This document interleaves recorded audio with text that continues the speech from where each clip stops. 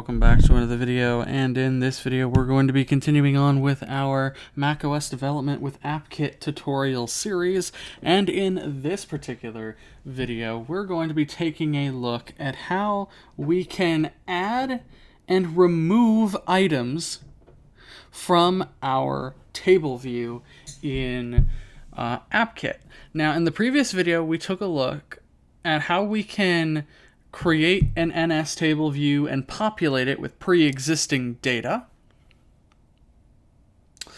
And now we're going to take a look at how we can actually go and input data and add it to the table. Okay, so let's get started by taking a look at the application that we're starting with. This is where we left off in the last video. We have 3 text fields up at the top, and then we have one button up at the top of the window, and then below all of that we have our table where we can see all of our movies being listed. Nothing too complicated in the grand scheme of things, although there is, quite a bit of stuff going on behind the scenes. Especially stuff that AppKit is handling. But let's go back into Xcode.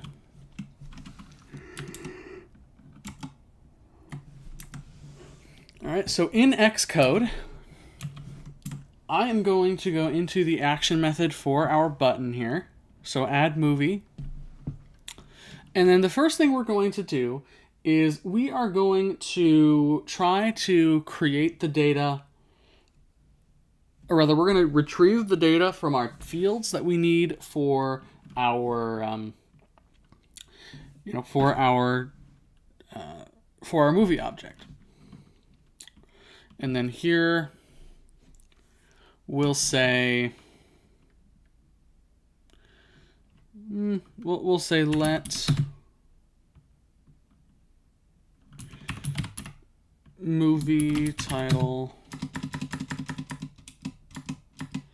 or rather, let title equals title field string value.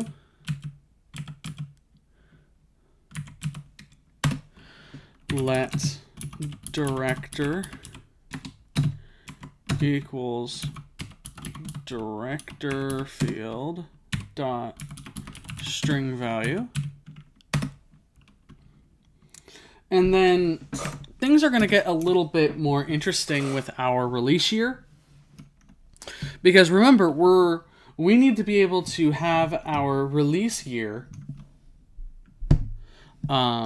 as a string, but the release year is an integer in our model. So we need to convert the string that we retrieve from our field to an integer to make sure it is an integer. And we can do that pretty simply by saying guard let year equals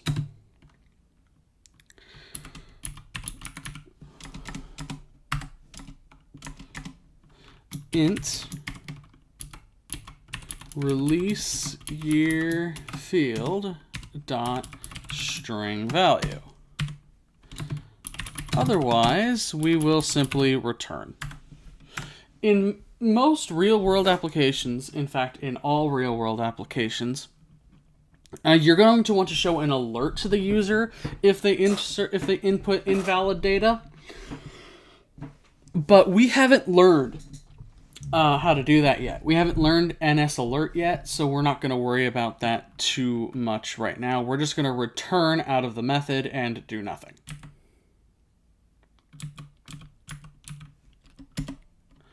All right. After that, now that we have all the data necessary for our movie object, we'll say let movie equals movie, and then we'll pass it title,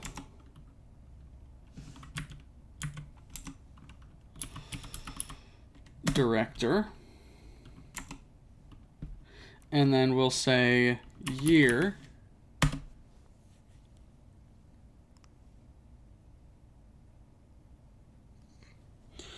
So now that we have our movie object,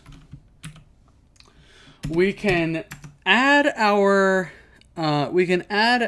movie to our array, to our source of data. We'll say data.append movie. And you might think, okay, so that must be enough, right? Well, let's run our application and we'll see if that's actually the case. I, of course, know the answer to that question, but you may not. So let's go ahead and we'll say Star Wars Episode 7, The Force Awakens.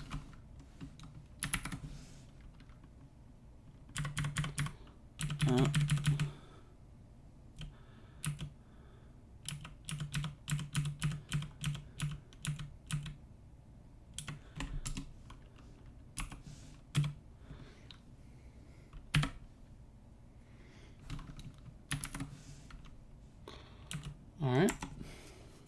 The name of the director is J.J. Abrams. And then this was released in 2015. Let's add our movie here. And you can see it's not added to the table. Why is this?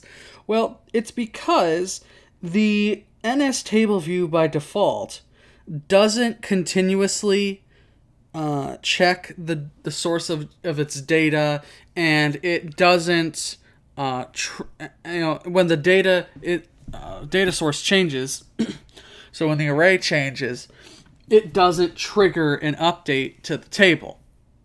While the underlying data is updated, the table isn't.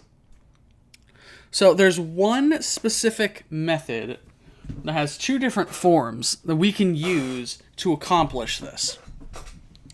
And that is the insert rows method. This method takes an index path,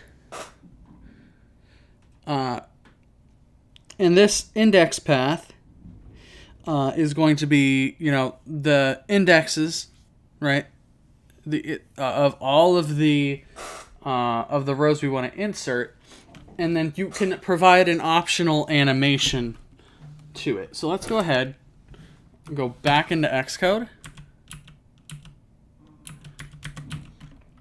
And after we append our data to the data source, we need to insert a new row into our table. So we can say table insert rows. And you can see, my apologies, not an index path. It takes an index set.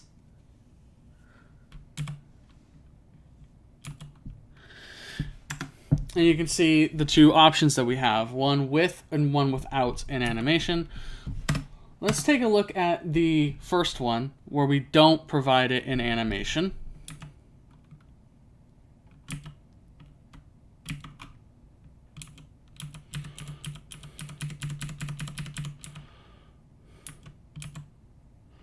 All right. So here, index set, we'll say index path with an integer.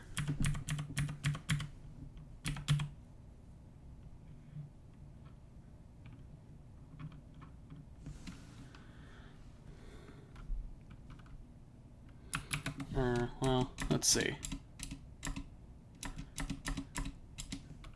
So index set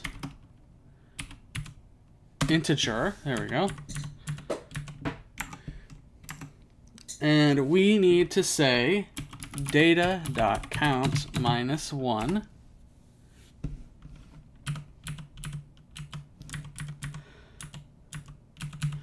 And there we go. Now, if we save this,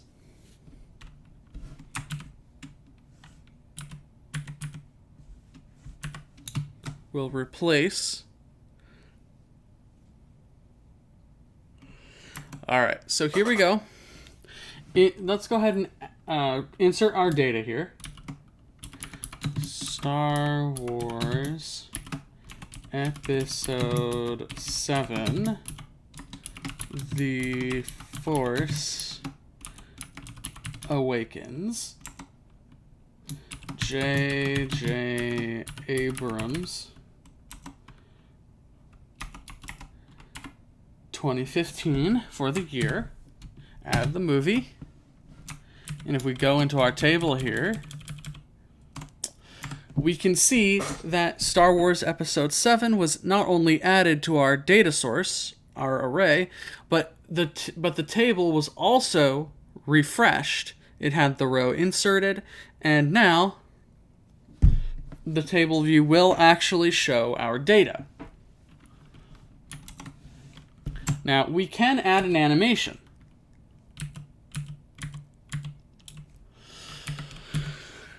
So let's say we want the animation to be slide up. Like we want the row to slide upward to make it look like it's actually coming from below our table. Well, we can do that by saying with animation.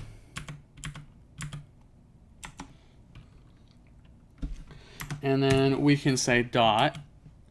And we have a few things. We have effect fade, effect gap, slide down, slide left, slide right. So if you want it to look like it's coming in from the side, you can do that.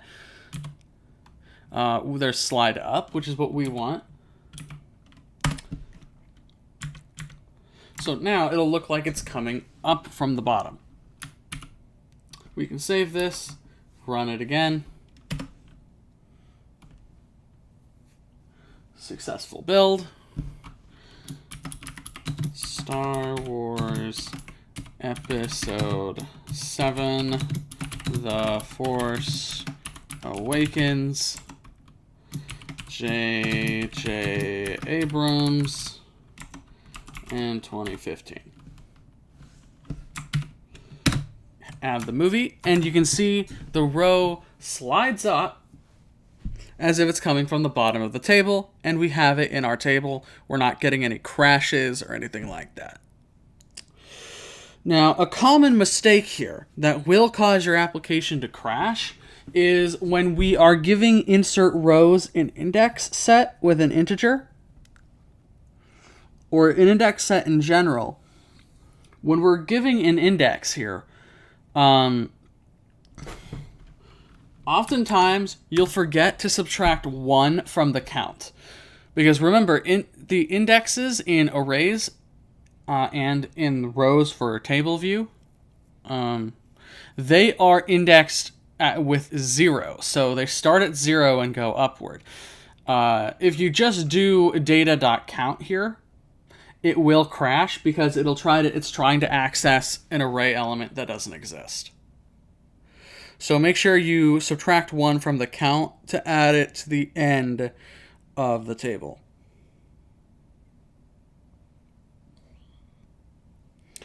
All right, so that's how we can insert rows. What if we want to remove them?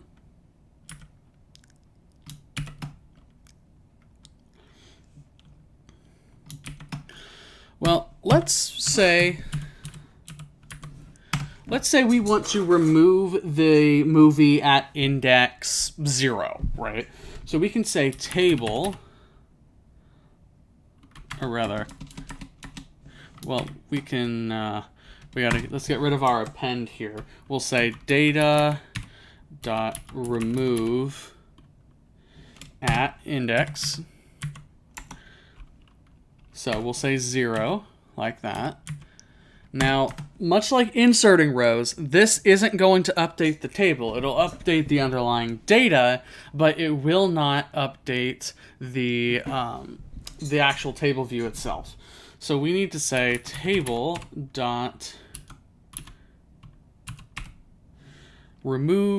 table. So we need to remove rows. And we get the same sort of two options as we did for insert rows, where we can provide an animation and we could also not provide one.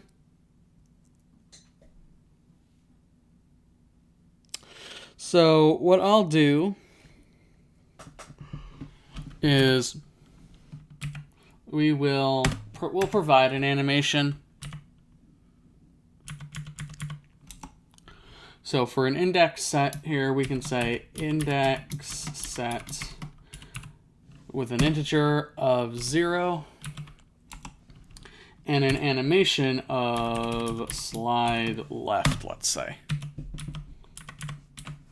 All right, now this will update our table and it will remove the first movie in the table. So we'll replace this. All right, so you can see here we have 6 movies, episodes 1 through 6 of Star Wars. Let's click this button here.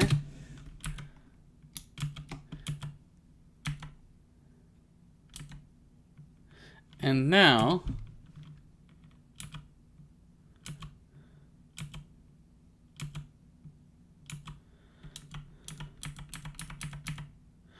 okay, so it looks like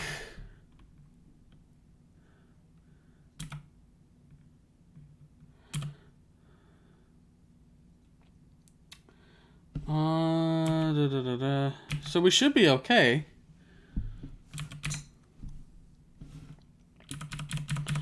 Let's take a look.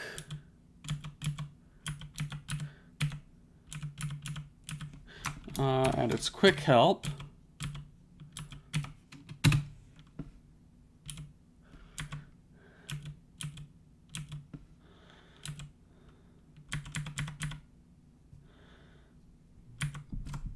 All right, so it should work.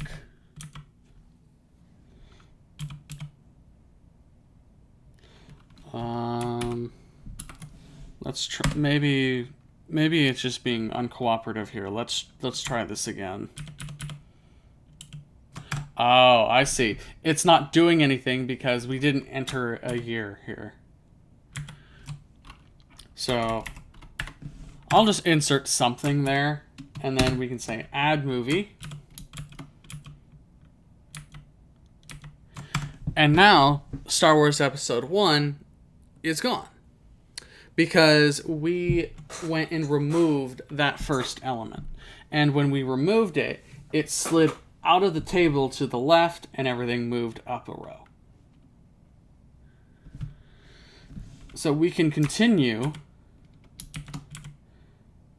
removing movies.